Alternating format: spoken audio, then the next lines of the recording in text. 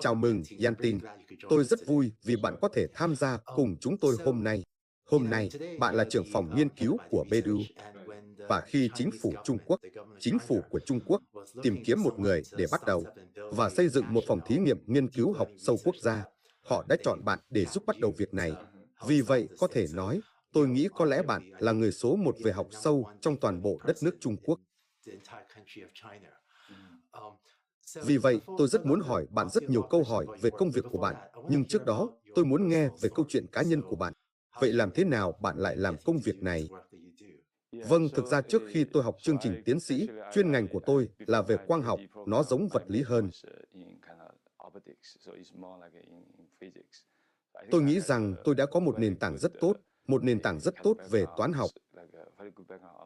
Sau đó, sau khi tôi đến Mỹ, tôi đã nghĩ xem mình sẽ học chuyên ngành gì cho chương trình tiến sĩ của mình. Và tôi đã nghĩ rằng liệu tôi có nên theo đuổi quang học hay theo đuổi một thứ gì đó khác. Bởi vì vào đầu những năm 2000, tôi nghĩ công nghệ phi tuyến tính đã thực sự rất nóng. Nhưng tôi đã nghĩ rằng có lẽ tôi nên tìm kiếm một thứ gì đó thú vị hơn. Và có một cơ hội tốt là tôi đã tham gia một số lớp học tại UPenn và tôi đã biết Gian Lee.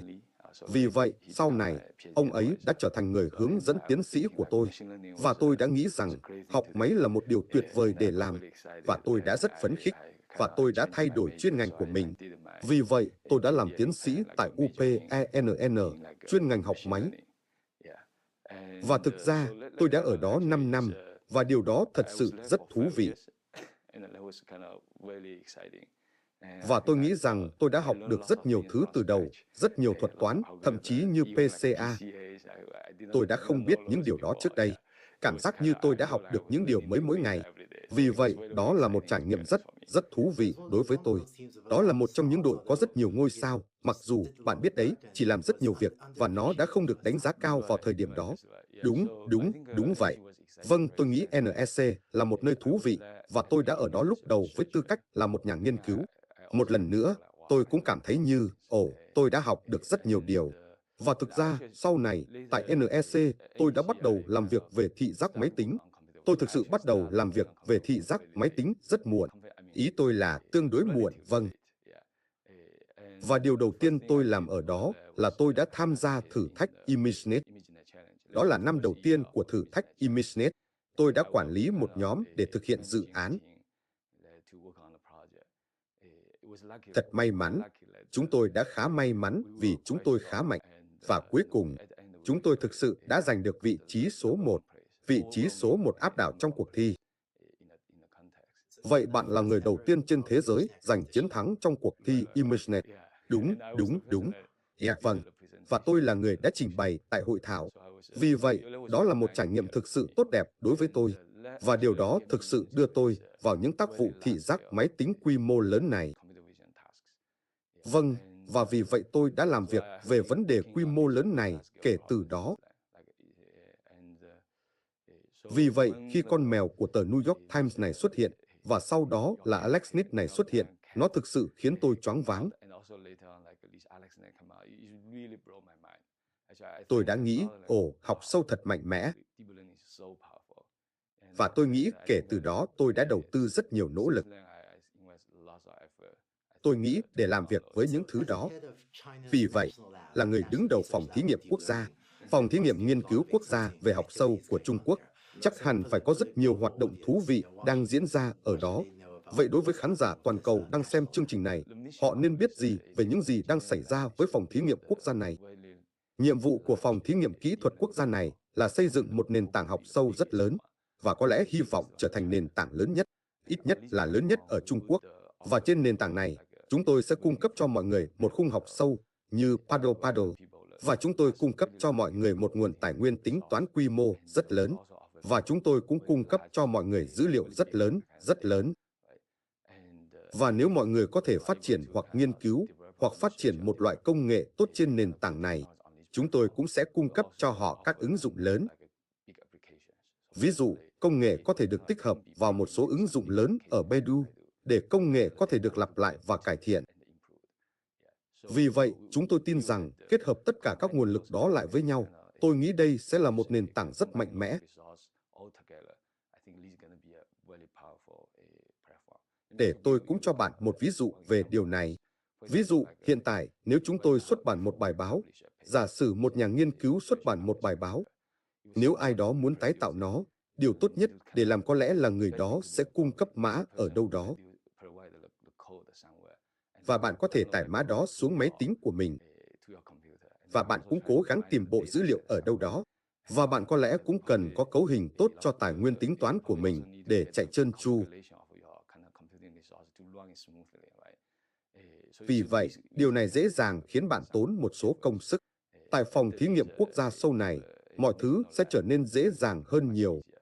Vì vậy, nếu ai đó sử dụng nền tảng này để viết bài báo, để thực hiện công việc và viết bài báo, và họ sẽ có mã trên nền tảng này,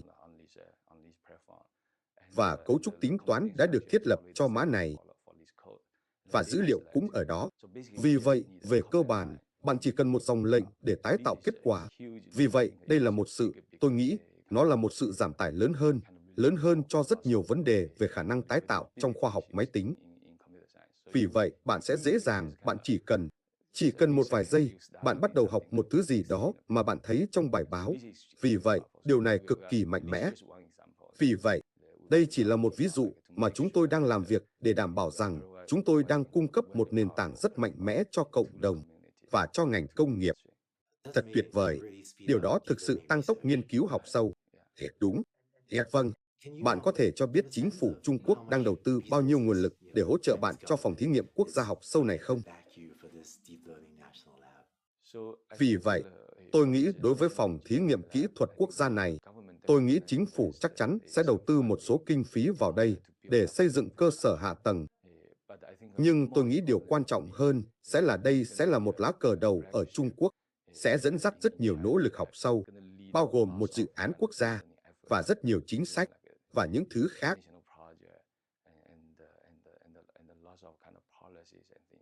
Vì vậy, điều này thực sự cực kỳ mạnh mẽ. Và tôi nghĩ đối với Baidu, chúng tôi thực sự vinh dự khi có được phòng thí nghiệm này. Bạn có thể xem là ở trung tâm của lĩnh vực học sâu tại Trung Quốc. Vì vậy, có rất nhiều hoạt động ở Trung Quốc mà khán giả toàn cầu chưa biết đến và chưa được thấy. Vậy những người bên ngoài Trung Quốc nên biết gì về học sâu ở Trung Quốc?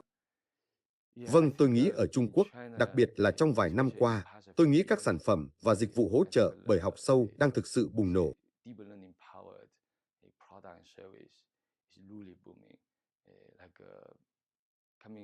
Từ các công cụ tìm kiếm, đến nhận dạng khuôn mặt, đến giám sát, đến thương mại điện tử, rất nhiều nơi.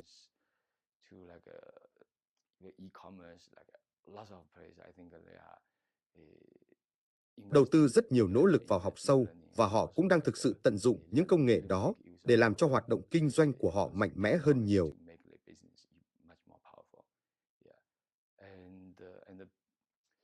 Điều này thực sự rất quan trọng để phát triển công nghệ AI nói chung. Tôi nghĩ cho bản thân mình, và cũng có rất nhiều người chia sẻ điều này. Chúng tôi tin rằng thực tế rất quan trọng để có cái mà chúng ta thường gọi là vòng lặp tích cực. Ví dụ, có lẽ khi chúng ta bắt đầu nghĩ đến việc xây dựng một số công nghệ, chúng ta sẽ có một số dữ liệu ban đầu, và chúng ta cố gắng phát triển một số thuật toán ban đầu. Chúng ta sẽ ra mắt một số sản phẩm hoặc dịch vụ ban đầu. Sau đó, chúng ta sẽ nhận được dữ liệu từ người dùng của chúng ta. Và sau khi chúng ta có thêm dữ liệu, chúng ta sẽ phát triển nhiều hơn. Xin lỗi, chúng ta sẽ phát triển các thuật toán tốt hơn. Bởi vì chúng ta thấy nhiều dữ liệu hơn, chúng ta biết thuật toán nào sẽ tốt hơn. Vì vậy, chúng ta có nhiều dữ liệu hơn và một thuật toán tốt hơn. Chúng ta có thể có công nghệ tốt hơn cho sản phẩm và dịch vụ. Và sau đó chắc chắn chúng tôi hy vọng có thể thu hút nhiều người dùng hơn vì sản phẩm, công nghệ tốt hơn. Và sau đó chúng ta sẽ nhận được nhiều dữ liệu hơn. Vì vậy, đây là một vòng lặp tích cực rất tốt. Và nó rất đặc biệt, thực sự, đối với AI. Các công nghệ liên quan. Ý tôi là, đối với công nghệ truyền thống, như laser, tôi đã làm việc đó trước đây. Vì vậy, nó giống như sự phát triển của công nghệ sẽ tuyến tính hơn. Nhưng đối với công nghệ AI này, thực ra, vì vòng lặp tích cực này, bạn có thể tưởng tượng rằng chắc chắn tại một thời điểm nhất định, bạn sẽ có sự phát triển rất nhanh của công nghệ. Và nghiên cứu thực sự rất quan trọng khi chúng ta thiết kế nghiên cứu và phát triển. Khi chúng ta thiết kế R&D của mình, chúng ta làm việc theo hướng mà chúng ta có thể đạt được để nghiên cứu. Một giai đoạn cải thiện nhanh chóng, phải không? Nếu chúng ta không thể, nếu doanh nghiệp của chúng ta không thể, toàn bộ loại hình, toàn bộ doanh nghiệp của chúng ta không thể hình thành vòng lặp tích cực này, hoặc thậm chí nếu chúng ta không thể hình thành loại vòng lặp tích cực mạnh mẽ này, thì hướng đi này có lẽ không nên làm vì người khác sẽ có một doanh nghiệp mạnh để tìm ra vòng lặp mạnh mẽ này, và họ sẽ đạt đến giai đoạn này nhanh hơn nhiều so với bạn. Vì vậy, đây thực sự là một logic rất quan trọng đối với chúng ta khi chúng ta xem xét. Như tôi đã nói, này, trong công ty này, chúng ta nên làm việc theo hướng nào, và chúng ta không nên làm việc theo hướng nào. Đây chắc chắn là một yếu tố rất quan trọng chúng ta nên xem xét. Ngày nay, cả ở Trung Quốc và ở Mỹ và trên toàn cầu, có rất nhiều người muốn tham gia vào lĩnh vực học sâu và muốn tham gia vào lĩnh vực AI. Bạn có lời khuyên nào cho một người muốn tham gia vào lĩnh vực này không? Ngày nay, chắc chắn, tôi nghĩ mọi người có thể bắt đầu với các khung mã nguồn mở. Tôi nghĩ rằng điều đó cực kỳ mạnh mẽ đối với nhiều người mới bắt đầu. Tôi nghĩ khi tôi bắt đầu nghiên cứu học sâu của mình, nó không có nhiều tài nguyên mã nguồn mở. Tôi nghĩ ngày nay, trong AI, đặc biệt là trong học sâu, có một cộng đồng rất tốt và có nhiều khung học sâu rất tốt. Nó bắt đầu với TensorFlow, CAF, bây giờ nó được gọi là CAF 2. Và ở Trung Quốc, chúng ta có Paddle rất tốt. Và thậm chí đối với hầu hết những thứ đó, trực tuyến họ có rất nhiều khóa học để dạy bạn cách sử dụng chúng.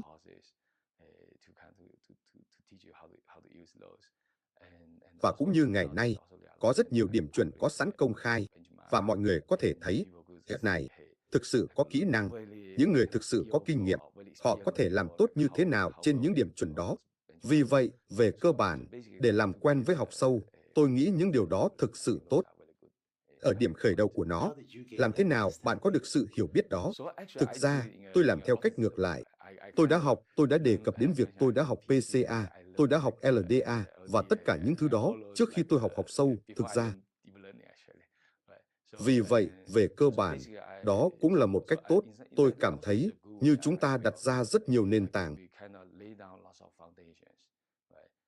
Chúng ta học mô hình đồ họa. Vì vậy, đây là tất cả những thứ quan trọng. Mặc dù bây giờ, học sâu rất nổi trội, nhưng biết những điều đó thực sự mang lại cho bạn trực giác rất tốt về cách học sâu hoạt động. Và một ngày nào đó, có lẽ, có một kết nối của học sâu với những thứ đó như một khung hoặc phương pháp tiếp cận. Tôi nghĩ rằng đã có rất nhiều kết nối, và những thứ đó thực sự làm cho học sâu phong phú hơn. Ý tôi là có nhiều cách phong phú hơn để thực hiện học sâu. Vì vậy, tôi cảm thấy thật tốt khi bắt đầu với những nền tảng mã nguồn mở đó. Đó chắc chắn là những nguồn tài nguyên cực kỳ mạnh mẽ, nhưng đồng thời, tôi cũng khuyên bạn cũng nên học những điều cơ bản về học máy. Vậy cảm ơn bạn. Điều đó thật hấp dẫn. Mặc dù tôi đã biết bạn trong một thời gian dài, nhưng có rất nhiều chi tiết bạn đang nghĩ mà tôi không nhận ra cho đến bây giờ.